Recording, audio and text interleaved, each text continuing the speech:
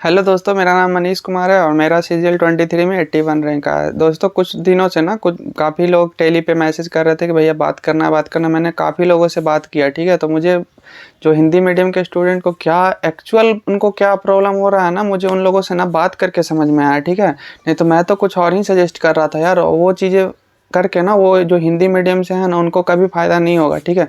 तो मैंने इंग्लिश का स्ट्रेटजी ऑलरेडी बना रखा है, लेकिन वो ना ये जो मैं इसमें जो बताने वाला हूँ ना, इनको करने के बाद उसको अगर फॉलो करेंगे ना तब बेनिफिट होगा। वो चीज़ें अगर करते रहेंगे ना बिल्कुल नंबर नहीं बढ़ेगा, 10-15 नंबर 20 नंबर पे ही हमेशा स्कोर स्टिक करके रह जाएगा, ठीक है।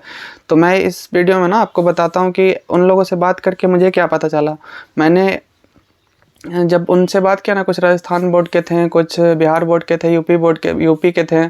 तो उन सब कंटिन्यू ऐसे वाले कोई ना कोई मुझे मिल रहे थे। तो मुझे लगा ना यार कि ये बहुत लोगों का ये प्रॉब्लम हो रहा है, ठीक है। तो मुझे लगा कि मैं इस पे वीडियो ही बना देता हूँ, बेस्ट रहेगा। सबको बहुत ज़्यादा लोग ऐसे वाले हैं, ठीक है, जिनको ये प्रॉब्लम हो रहा था। प्रॉब्लम क्या है ना कि उनसे जब मैंने पूछा तो वो बोले मैथ में अच्छा स्कोर आ रहा है, रीजनिंग में अच्छा स्कोर आ रहा है, इंग्लिश में। मैंने बोला यार मेहनत कर रहे हैं तो सब में अगर कर रहे हैं तो मेहनती लड़का है, तो इंग्लिश में इसका क्यों नहीं बढ़ रहा। फिर मैंने उससे पूछा क्या क्या कर, तो सब कुछ उसने बताया जो सबको मैं सजेस्ट करता हूँ कि ऐसे करो, सब कुछ कर रहा था। फिर मैंने बोला रीडिंग करते हो, बोलता हाँ डेली रीडिंग करता हूँ। कुछ उसमें थे जो बोले थे कि भैया अब नहीं कर पाते हैं, उसको कंटिन्यू नहीं। लेकिन एक बंदा था ना, उसने कंटिन्यू रीड कर रहा था 1-2 सालों से। मैंने बोला यार, मैंने उससे पूछा कि रीड करते हो तो उसका मीनिंग समझ में आता है? तो बोला नहीं समझ में आता। मैंने बोला यार तुम्हें जब रीड करके मीनिंग नहीं समझ में आ रहा फिर तुम क्या रीड कर रहे हो? तो बोलता है रीड कर लेते हैं वो। तो हम बोले यहाँ जाके मुझे समझ में आया ना कि एक्चुअल हिंदी मीडियम वाले को ना प्रॉब्लम क्या है, ठीक है। देखो, अगर आप कोई चीज़ रीड कर रहे हैं इंग्लिश में, उसका मीनिंग नहीं समझ में आ रहा है फिर तो कोई फ़ायदा ही नहीं है, ठीक है। तो ये प्रॉब्लम कैसे आप इसको दूर कर सकते हैं ना, वो अब मैं बताता हूँ, ठीक है। प्रॉब्लम यही है, 99% हिंदी मीडियम वालों का ना यही प्रॉब्लम है, रीड करते कुछ समझ में नहीं आता है। तो ठीक है, तुम क्या करो ना, तुम अभी 2-2.5 महीने के लिए ना अपना प्रिपरेशन को ना थोड़ा सा अलग तरीके से लेके चलो। स्टार्टिंग ऐसे ही करना चाहिए, ठीक है। लेकिन अभी तुमने पहले से कर रखा है तो ठीक है, मैथ रीजनिंग जैसे कर रहे थे वैसे ही करते रहो। इंग्लिश का ना सब कुछ छोड़ दो, ठीक है। थोड़ा कुछ दिन पे बस नोट्स वगैरह थोड़ा रिवाइज कर लेना कि तुम जो पढ़े हुए हैं ना उसको भूलो नहीं।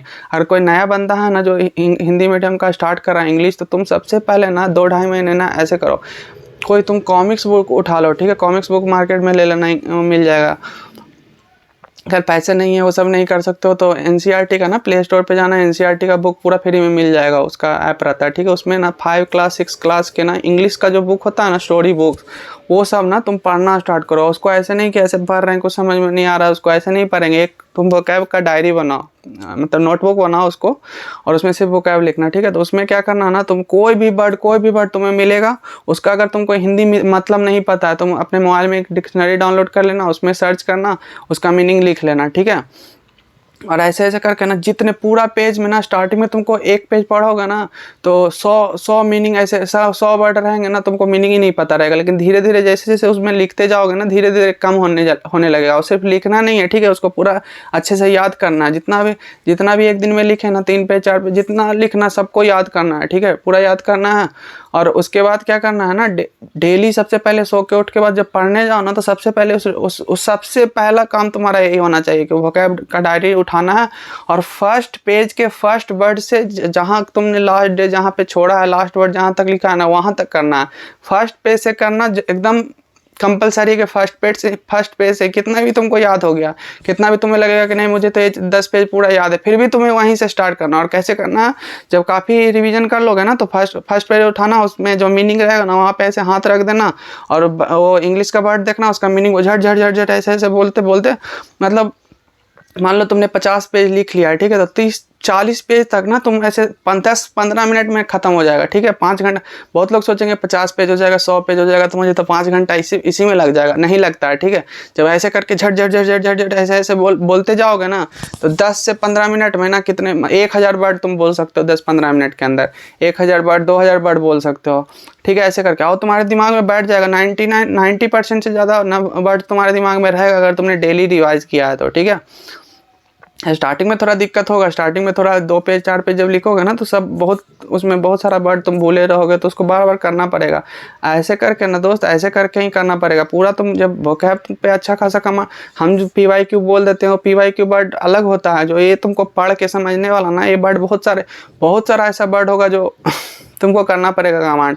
जो इंग्लिश मीडियम वाले होते हैं, जो हिंदी मीडियम जो रीडिंग वीडिंग पहले से कर रखे होते हैं ना, उनका यही होता है कि ये सब वर्ड तुमको पहले से पता हुआ रहता है, तो PYQ करके उनका हो जाएगा। लेकिन तुमको ये वर्ड किस लिए, ये तुमको डायरेक्ट एग्जाम में आएगा नहीं, SSC के एग्जाम में ना डायरेक्ट इन सब वर्ड आएगा नहीं, ठीक है। ये वर्ड करना है तुम, क्योंकि तुमको रीडिंग, तुम कुछ रीड करो तो उसका मतलब तुम्हें समझ में आना है, इसके लिए तुमको इस पे मेहनत करना पड़ेगा। क्योंकि बिना रीड करके मतलब समझ में नहीं आ रहा, तुम्हारा क्लोज टेस्ट कभी नहीं इम्प्रूव हो पाएगा। PQRS तो कभी बन ही नहीं पाएगा, ठीक है। पहले जैसा अब नहीं आ रहा है कि इसके बाद ये लगेगा तो उसको ढूंढ के उसको ज्वाइन करके बना दिए, वैसा वाला नहीं। पूरा जब तक आपको मीनिंग समझ में नहीं आ रहा ना, PQRS लंबे लंबे वाले नहीं सॉल्व होने वाले हैं, ठीक है। काफ़ी अच्छे लेवल का PQRS आता है। PQRS क्लोज टेस्ट पैसे से सब सॉल्व नहीं होगा, मीनिंग नहीं आ रहा है तो तुमको ऐसा ही करना है, ठीक है।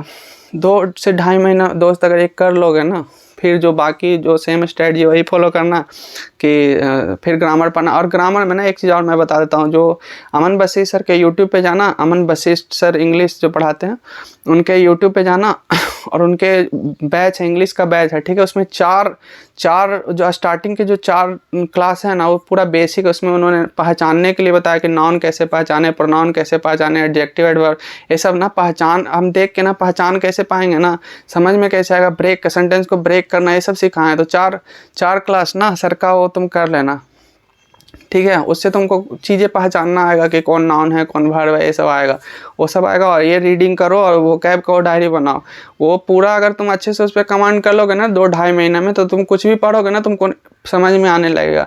तब वहाँ से स्टार्ट होता है कि फिर डेली कुछ ना कुछ रीड करते रहना, और PQRS पैसेज और ये सब का प्रैक्टिस करना। ग्रामर का क्लास अगर नहीं किया तो सबसे पहले वो ग्रामर का क्लास फिर करना पूरा।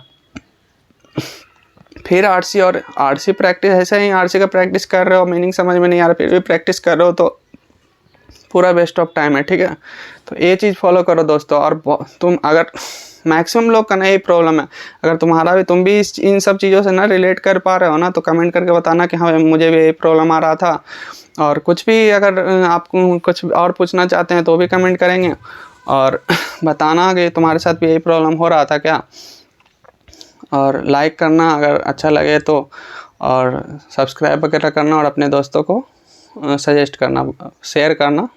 और ठीक है दोस्तों, तो ये चीज़ फॉलो करो। और उस थोड़ा सा ना, अब कुछ लोग सोचने लगे कि मेरा तो सिलेक्शन ही नहीं होगा 2024 में। भाई अगर तुम ये चीज़ नहीं करोगे ना तो तुम्हारा 2025 में भी सिलेक्शन नहीं होगा, 2026 में भी सिलेक्शन नहीं होगा। तो तुम इन चीज़ों पे ना कमांड बनाने के लिए पे जोड़ दो, सिलेक्शन पे जोड़ मत दो। कोई चीज़ को अगर कमांड बना लोगे ना तो फिर तुम्हारा सिलेक्शन होगा, ठीक है। तो 2024 ना हुआ 25 हो जाएगा, लेकिन ये तो 2.5 महीने तुमको पहले करना पड़ेगा, ठीक है। ठीक है दोस्तों, थैंक यू। और वही लाइक शेयर सब्सक्राइब करेंगे ताकि मुझे मोटिवेशन मिले। इस तरीके से आप लोगों का कहाँ प्रॉब्लम हो रहा है ना, मैथ वगैरह में भी मैं देख रहा हूँ, बहुत लोगों से बात कर रहा हूँ कहाँ प्रॉब्लम हो रहा है। मैथ में भी ऐसे ही कुछ अगर मुझे अच्छे से समझ में आ जाएगा, मुझे लगेगा कि हाँ करना चाहिए, तो मैं उस पर भी बनाऊँगा। क्योंकि बहुत लोग बहुत ज़्यादा परेशान है, मैंने देखा है बहुत परेशान है।